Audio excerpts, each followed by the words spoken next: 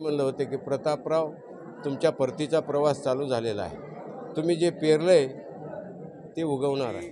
माझा विरोधक असला कोणी असलं तरी सगळेजण म्हणतात किंवा शंकरांना इतकं कामं कुण्याच आमदारानं केलेलं नाही. एकावर शिव्या देताना कदाचित समोरचा ऑडियन्स टाळ्या वाजवेल, पण अशा गोष्टी, अशी भाषा, असं बोलणं समाजाला आवडत नसतं. तुमच्या गावात जर उमेदवार आला तर त्याला एक विचारा की या मतदारसंघात तंडे किती आहेत, घोटक्यापासून ढगारी तंड्यापर्यंत.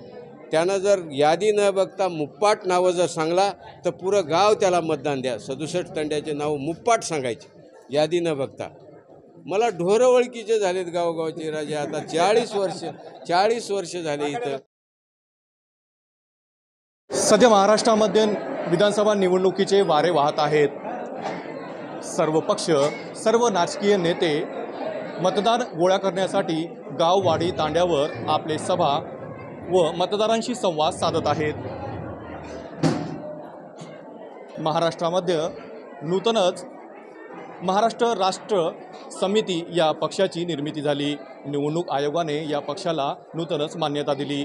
या पक्षाचे संस्थापक व शेतकरी नेते लोहा व कंधार मतदारसंघाचे माजी आमदार शंकरअण्णा धोंडगे यांनी सुद्धा मतदारसंघामध्ये मतदारांशी संवाद म्हणून कॉर्नर सभा घेत आहेत. महाराष्ट्रामध्ये पर्याय म्हणून परिवर्तन महाशक्ती हा पर्याय निर्मित झाला आहे. छत्रपती संभाजीराजे, आमदार बच्चू कडू, इतर चळवळीतील नेते एका जागी येऊन मतदारांसाठी एक नवीन पर्याय देत आहेत. आपल्यासोबत त्या परिवर्तन महाशक्तीचे एक घटक पक्ष, प्रमुख पक्ष म्हणून महाराष्ट्र राष्ट्र समिती MRS पक्षाचे प्रमुख संस्थापक आहेत. आता काय सांगताल, तुम्ही मतदारसंघामध्ये फिरत आहात, पहिल्यांदा सांगा महाराष्ट्रामध्ये कशी रणनीती ठरलेली आहे, किती जागेवर निवडणूक लढविणार आहे परिवर्तन महाशक्ती? परिवर्तन महाशक्ती महाराष्ट्रातल्या सर्व जागावर म्हणजे जवळपास 288 जागावर निवडणूक लढवेल. बंद कसं स्वरूप आहे, आपलं कार्यालय कुठं आहे, म्हणजे सर्वच पक्ष चाचपणी करत आहेत की कोणते उमेदवार आहेत. मराठवाड्यामध्ये आता तुम्हाला जबाबदारी दिली असेल, मराठवाड्यामध्ये कशी परिस्थिती आहे? मराठवाड्यामध्ये जबाबदारी वगैरे नाही, पण या परिवर्तन महाशक्तीची एक सुकाणू समिती आहे 5 माणसाची. त्याच्यामध्ये मी आहे, बच्चूभाऊ आहे, संभाजीराजे आहेत, राजूभाऊ शेट्टी आणि वामनराव चटप. ही वेगवेगळ्या भागातले आम्ही 5 जणं त्या सुकाणू समितीत आहोत. जे काही धोरणात्मक निर्णय घ्यायचा असेल, उमेदवार निवडीचा असेल, नवीन एखादा मित्र जोडायचा असेल, तर या 5 माणसांनी एकत्र येऊन निर्णय घ्यायचा अशी एक सुकाणू समिती आहे. तुम्ही BRS पक्षाच्या माध्यमातून, KCR यांच्या माध्यमातून खूप मोठं वारं मतदारसंघामध्ये झालं होतं तुमच्याबद्दल. परंतु ते वेळ काळानुसार निर्णय बदलला, तुम्ही पक्ष स्थापना केली. आता तुम्ही म्हणत आहात की मी आता माझ्या पक्षाच्या वतीने, परिवर्तन महाशक्तीच्या वतीने मतदारसंघामध्ये, विशेषतः लोहा कंधार मतदारसंघामध्ये निवडणूक लढविणार आहे असं तुम्ही भाषणामध्ये सांगला. कसं प्रतिसाद आहे, जनता काय म्हणते, जनताच्या मनात काय आहे? नाही, सर्वसाधारण या अलीकडच्या 20 वर्षामध्ये किंवा त्याच्या अगोदरपासून तुम्ही कुठेही कुण्याही गावात जरी गेलं तरी माझा विरोधक असला कोणी असलं तरी सगळेजण म्हणतात किंवा शंकरांना इतकं कामं कुण्याच आमदारानं केलेलं नाहीत हे म्हणतात. आणि माझ्या आमदारकीच्या काळामध्ये माझं काही व्यक्तिमत्व वादग्रस्त नाही, काही नाही. त्याच्यामुळे मी इथल्या जनतेच्या रॉंग बॉक्समध्ये नाही, आरोपीच्या पिंजऱ्यात नाही.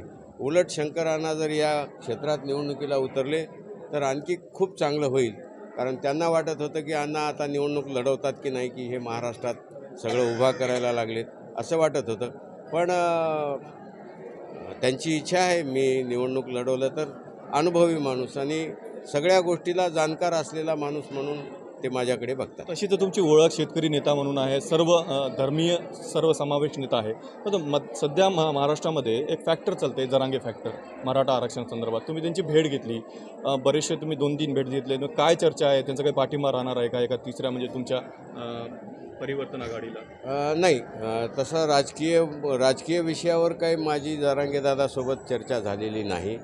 आणि जवळपास त्यांनी माझ्यापुढे जे काही स्पष्टता दिली होती किंवा ते काही राजकीय व्हावं अशी त्यांची इच्छा नाही. फक्त माझ्या वतीनंच मी प्रस्ताव दिला होता की तुमची राजकीय भूमिका महाराष्ट्रातली काही ठरव, पण महाराष्ट्रात गेली अनेक वर्षापासून 25-30 वर्षापासून जे वेगवेगळ्या शेतकऱ्याच्या, कष्टकऱ्याच्या किंवा सामाजिक चळवळ्या करतात आणि गुणवत्तेनं इज्जत ठेवून करतात ते चांगले आहेत. अशा चळवळ्याच्या नेत्याला यावेळी आपण विधानसभेत पाठिंबा देऊन किंवा आशीर्वाद देऊन सगळ्यांनी मिळून त्यांना पाठवलं पाहिजे. कारण ते त्यांचा चळवळ्यांचा, त्यांच्या सामाजिक प्रश्नाचा आवाज दाबण्याचा सरकार प्रयत्न करत असतो. त्यांना त्यांना टिकविण्याचं काम आपल्याला करावं लागेल. नाही तर या पुढच्या काळात ते नेतेही टिकणार नाहीत आणि चळवळी टिकणार नाहीत. असा मी एक प्रस्ताव त्यांच्यापुढे दिला होता. तर ते म्हणजे अण्णा बरोबर आहे, काही हरकत नाही असं. सध्या आपल्या मतदारसंघामध्ये बहीण भावाचं राजकारण, पुणेकरांचं राजकारण, पण राजकारणामध्ये सध्यामध्ये जे प्रकार घडला मागे तुम्ही बघत आहात की हे काय वाटते तुम्हाला? या सर्व घडामोडी घडत आहेत, तुम्ही एक जुने जाणकार, या भागातला जाणणारा नेता तुम्ही म्हणले, तुमची ओळख आहे. कसं आहे की जे काही चालू आहे त्यांचं खरं तर ते व्यक्तिगत आहे आणि लोकप्रतिनिधी आहेत. ते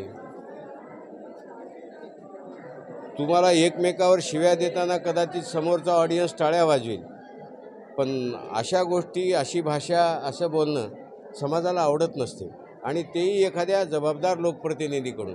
तुमचं घरातलं भांडण असेल तर मी अनेक वेळा म्हणलं बा तुम्ही घरात मिटवा, पण रस्त्यावर येऊन अशा असंसदीय शब्दामध्ये, कमरेच्या खालच्या भाषेमध्ये बोलण्याने तुम्हाला वाटत असेल इज्जत वाढेल, पण तुमची ती उंची आणि पात्रता लोक ते सिद्ध करतात.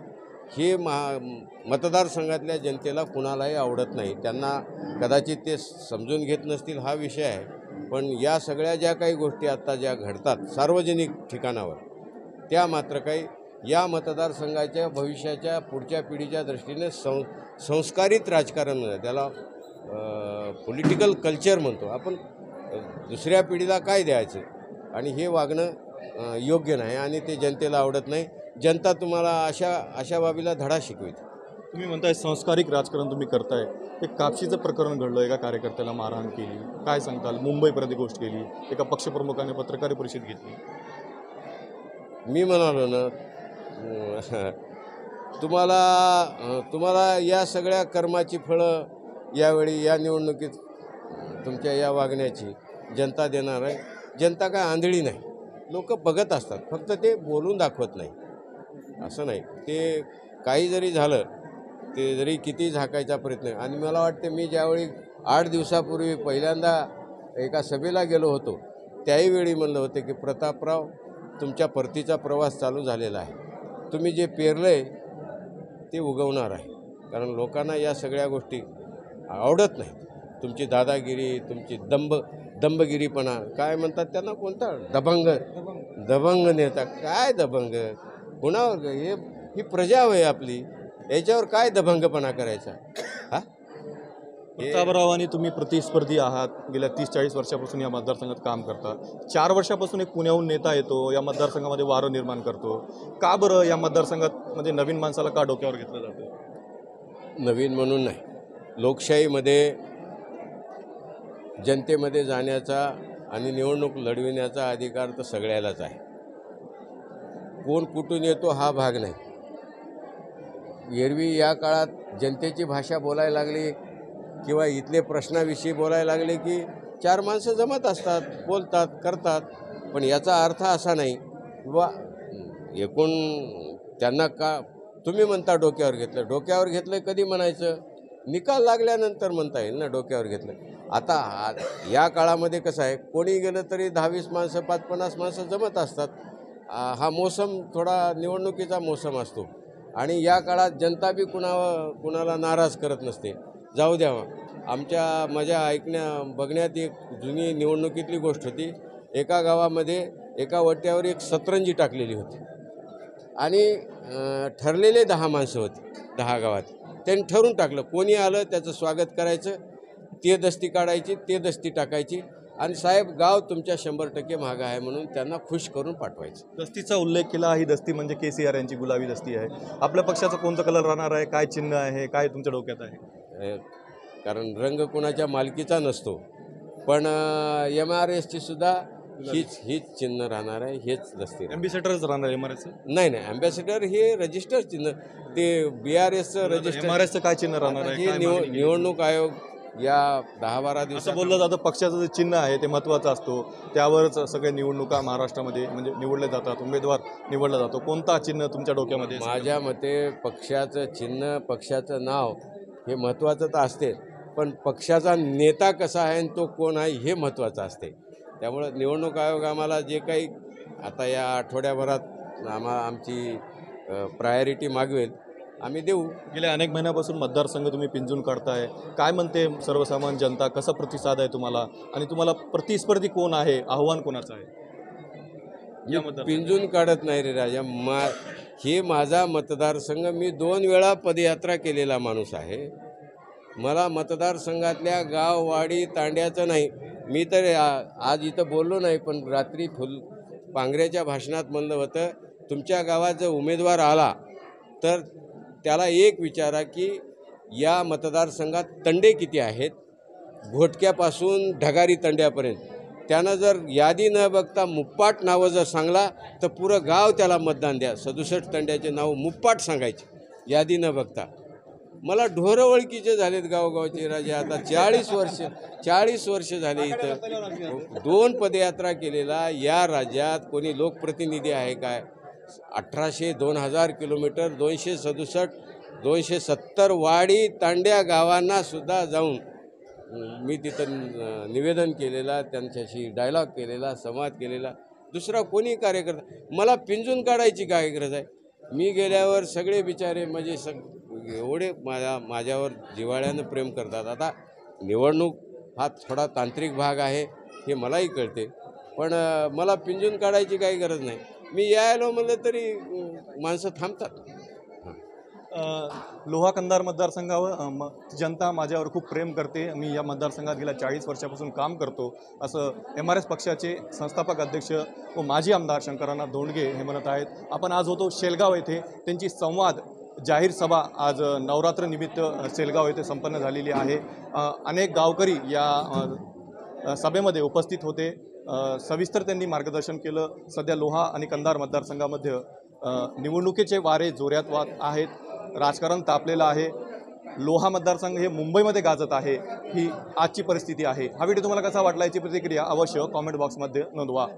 आपण पाहत होता दैनिक जनतेचे मत माझे मत या वर्तमानपत्राचे सोशल मीडिया माध्यम जनतेचे मत लाईव्ह.